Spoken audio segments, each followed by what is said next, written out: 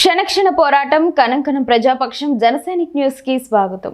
ముందుగా హెడ్లైన్స్. ఆశా నిరాశల ఊబిలో మదనపల్లె తెలుగు తమ్ముళ్ళు నామినేటెడ్ పదవుల కోసం కరువు పక్షుల్లాగా కాచుకు కూర్చున్న వైనం. పార్టీ పదవులు ఉన్నాయి కదా, మళ్ళీ నామినేటెడ్ పదవులు అవసరమా? రాళ్ల దాడులు, జైలు గోడలు, చీకటి రోజులు చూసిన మదనపల్లె తెలుగు తమ్ముళ్ళు పల్లకి మోసే బోయిలుగానే మిగిలిపోతారా? అధికార రుచి కాస్తైనా చూస్తారా? Watch the special exclusive story for Janasainik ప్రేక్షక దేవుళ్ల కోసం. ముస్లిం గుండెల్లో తూటు దిగాకే హిందువు గుండెల్లోకి వెళ్ళాలి. హిందూ ప్రాణాలకు మా ప్రాణాలు అడ్డు పెడతాం. హిందూ రక్షణ ప్రతి ముస్లిం బాధ్యత కూడా. తీవ్రవాద అంతానికి కేంద్ర ప్రభుత్వానికి సంపూర్ణ మద్దతు ఇస్తున్నాం. పెహల్గాం నిరసన ర్యాలీలో వైసీపీ నేత నిసార్ అహ్మద్ భావోద్వేగ ఖండన. ఇక డీటెయిల్స్ చూస్తే, ఆశ నిరాశల ఊబిలో మదనపల్లె తెలుగు తమ్ముళ్ళు నామినేటెడ్ పదవుల కోసం కరువు పక్షుల్లాగా కాచుకు కూర్చున్న వైనం. పార్టీ పదవులున్నాయి కదా, మళ్ళీ నామినేటెడ్ పదవులు అవసరమా? కారు లేదని బాధపడకు, కార్లున్నందుకు సంతసించండి అంటూ కొందరు పసుపు పెద్దల సూక్తి ముక్తావలి. రాళ్ల దాడులు, జైలు గోడలు, చీకటి రోజులు చూసిన మదనపల్లె తెలుగు తమ్ముళ్ళు పల్లకి మోసే బోయిలుగానే మిగిలిపోతారా? అధికార రుచి కాస్తైనా చూస్తారా? Watch this special exclusive story for Janasainik ప్రేక్షక దేవుళ్ల కోసం మీ జనసైనిక్. 2019-24 మదనపల్లె టీడీపీకి చీకటి కాలం. కుక్కలు చించిన విస్తరిలాగా పార్టీ నాయకత్వం. వై నాట్ 175 అంటూ వైసీపీ సమరశంఖం.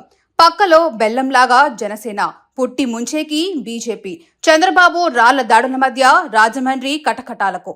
మదనపల్లె పసుపు సైన్యం స్థానిక మరియు కడప సెంట్రల్ జైళ్లకు. ఈ మధ్యలో సిద్ధమా అంటూ కవ్వింపులు. ఇంత కష్టాల కడలిలో వైసీపీ అధినేత, అతని బృందం చేసిన తప్పుల మీద తప్పులు టీడీపీకి కారు చీకట్లో కాంతి రేకులు కురిపించాయి. జనసేనాని దూకుడు, కమలనాథుల వాటమైన కౌగిలింతల మధ్య అసెంబ్లీ ఎన్నికల మహా సంగ్రామం జరిగింది. మదనపల్లెలో వైసీపీ గెలుపు పక్కా అని ఆ పార్టీ ఎంపీ పిఠాపురం పీఠాన్ని గురిపెడితే జనసైనికులు మదనపల్లె వైసీపీ పీఠానికి ఎసరు పెట్టారు. ఎంపీ మిథున్ స్వీయ గెలుపు పరిహాసమేట్టు మహాభారత్ ఆడారు. ఇక మదనపల్లె టీడీపీ జూనియర్లు, సీనియర్లు పైకి ఎలా ఉన్నా నటించినా పార్టీయే పరమ పీఠంగా ఆబాల గోపాల పరివారం టీడీపీ గెలుపు కోసం ఊపిరి బిగబట్టి పోరాడారు. ఎన్నికల తుఫాను వెలిసింది. మదనపల్లె టీడీపీ దరి చేరింది. మదనపల్లె తెలుగు తమ్ముళ్లు సంబరాలకు పట్టా పగ్గాలు తెగిపోయాయి.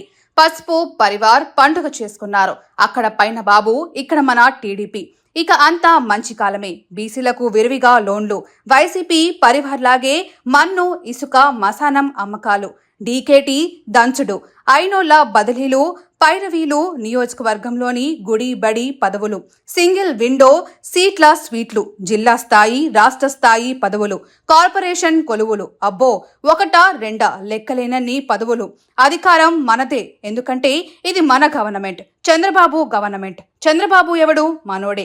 మన ప్రభుత్వం, మన పాలన అంటూ కొత్త ప్రభుత్వం ఏర్పడ్డ తొలి నాళ్లలో ఇది మన మదనపల్లె పసుపు దండు సంబరోత్సాహం. అలా 10 నెలలు గడిచిపోయాయి. ఎండాకాలం వచ్చేసింది. బయట ఎండ, లోన కడుపు మండుతోంది. రాజకీయంగా మదనపల్లి తెలుగు తమ్ముళ్ళు కరువు పక్షుల్లాగా నోళ్లు వెళ్లబెట్టుకొని కూర్చున్నారు.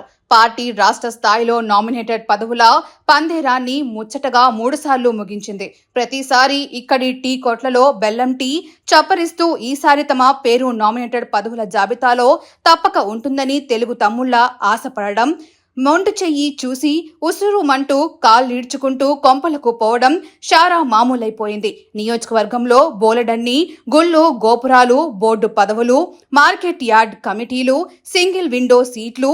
ఇవి చాలవన్నట్లు జిల్లా, ప్రాంతీయ, రాష్ట్ర స్థాయి కార్పొరేషన్ సంస్థలు, సొసైటీ పదవులు. ఇలా ఎన్నెన్నో ఉన్నా కాలం దాటిపోతుంది. కలలు కరిగిపోతున్నాయి. 3 అంచెల స్థానిక సంస్థల ఎన్నికలు ముంచుకు వస్తున్నాయి. పదవులు శూన్యం, అధికారం మాయ. పార్టీ పల్లకి నిజం మోయాల్సి రావడం ఖాయంగా మదనపల్లె తెలుగు తమ్ముళ్ళు నిర్వేదంలో మునిగి తేలుతున్నారు. ఇంతకాలం తమను ఇదిగో బొమ్మ, ఇదిగో ప్రభుత్వం అంటూ చిత్రాలు చూపించిన పెద్ద నేతలు అమరావతి, బెంగుళూరు, బొంబాయి, కేరళలో కాంట్రాక్ట్ పనుల్లో, డబ్బు సంపాదనల్లో బిజీగా ఉన్నారు. పసుపు తమ్ముళ్లు ప్రభుత్వ బీసీ లోన్ల కోసం దళారులకు ముడుపులిచ్చి ఆశగా ఎదురు చూపుల్లో కాలం వెల్లదీస్తున్నారు. ఈ దుస్థితిని ఒక ప్రముఖ నేత ముందు మన జనసైనిక్ ఛానల్ ఛానల్ ప్రస్తావిస్తే ఆయన కంగు తినే స్టేట్మెంట్ ఇచ్చారు. పార్టీ నీకు ఏమిచ్చిందనేది కాదు ముఖ్యం, పార్టీకి నువ్వేమిచ్చావు అనేది అత్యంత ముఖ్యమైంది. ఇప్పటికే చాలా మంది సీనియర్లకు పార్టీ పదవులు ఉన్నాయి కదా, కారు లేనందుకు బాధపడకూడదు, కాళ్ళు ఉన్నందుకు సంతోషించాలి అన్నారు. నిజమే కదా, కారు లేకపోయినా ఏమి, కాళ్ళున్నాయి, నడుద్దాం, నడక ఆరోగ్య దాయిని కదూ.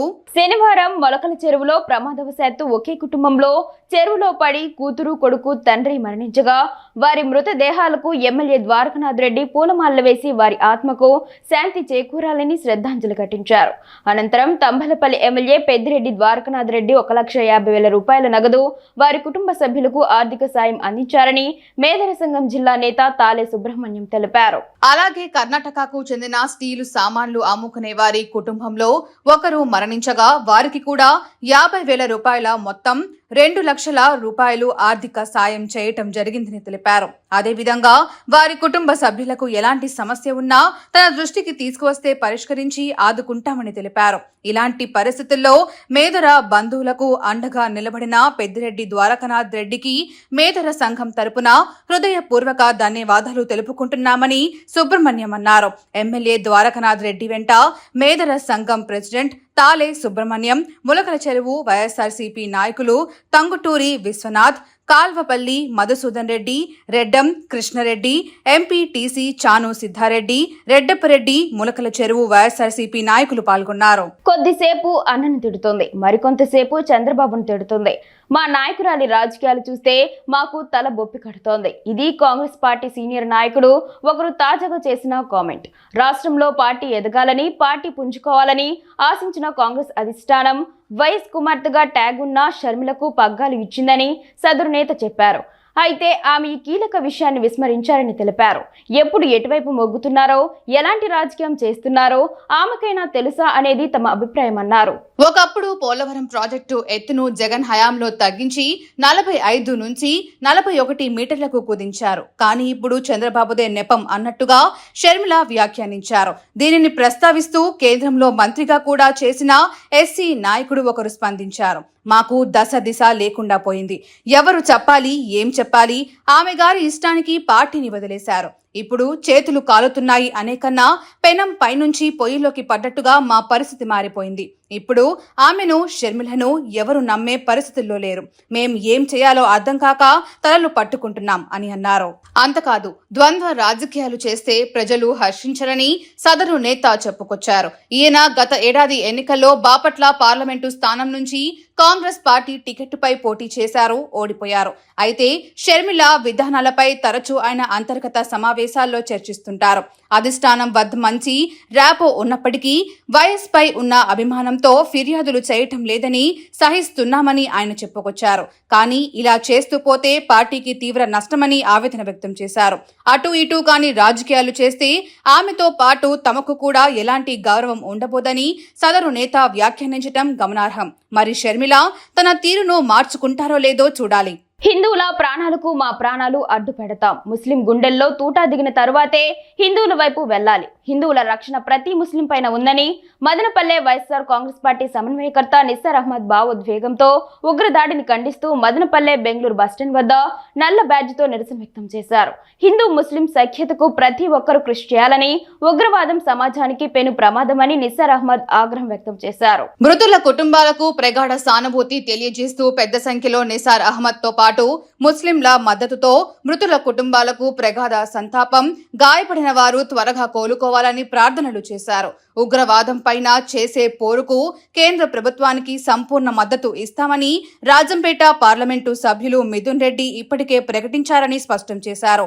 అందరూ సమానమే అనే యేసుక్రీస్తు బోధనలు విశ్వ మానవాళి పాటిస్తే ప్రపంచమంతా శాంతి సుకుమాలు విరబూస్తాయని, ప్రజలపై యేసు ప్రభువు దీవెనలు మెండుగా ఉంటాయని నిస్సార్ అహ్మద్ పేర్కొన్నారు. క్రిస్టియన్ల ప్రార్థనలకు పవిత్రమైన ఆదివారం రామారావు కాలనీ షాలేం చర్చిలో ప్రత్యేక ప్రార్థనల్లో నిస్సార్ అహ్మద్ పాల్గొన్నారు. చర్చి పాస్టర్ శాంసన్ ఆత్మీయ ఆహ్వానం మేరకు చర్చిలో జరిగిన ప్రత్యేక ప్రార్థనల్లో పాల్గొన్నారు. యేసుక్రీస్తు చూపిన శాంతి మార్గంలో అందరూ నడవాలని ఆకాంక్షించారు. మతం పేరుతో జరిగే నరమేధం ప్రజల మధ్య వైషమ్యాలు పెంచి మనుషులను దూరం చేస్తుందన్నారు. పెహల్గాం దాడిలో చనిపోయిన అమాయక ప్రజల రోదనలు ఇప్పటికీ మనం వింటున్నామని ఆవేదన వ్యక్తం చేశారు. ప్రతి ఒక్కరూ ఉగ్రవాదానికి వ్యతిరేకంగా పోరాటం చేయాలని, ప్రజల మధ్య మత విద్వేషాలు వద్దని కోరారు. యేసుక్రీస్తు బోధనలు సర్వ మానవాళి శాంతికి చూపే దారులని కీర్తించారు. ప్రజలపై ప్రభువు దీవెనలు ఎల్లప్పుడూ ఉండాలని ఆకాంక్షించారు. నిసార్ అహ్మద్ తో పాటు వైఎస్ఆర్ కాంగ్రెస్ పార్టీ నాయకులు నీరుగట్టువారిపల్లె రమేష్, మునిశేఖర్, నరసింహులు, నూర్, ఈశ్వర్ నాయక్, కొత్తపల్లి మహేష్, గ్రానైట్ మహేష్, సాదిక్, యూనస్, మల్లికార్జున, చరణ్, క్రైస్తవ సోదరులు పాల్గొన్నారు. కశ్మీర్ లో 2 రోజుల క్రితం ఉగ్రదాడి జరిగింది.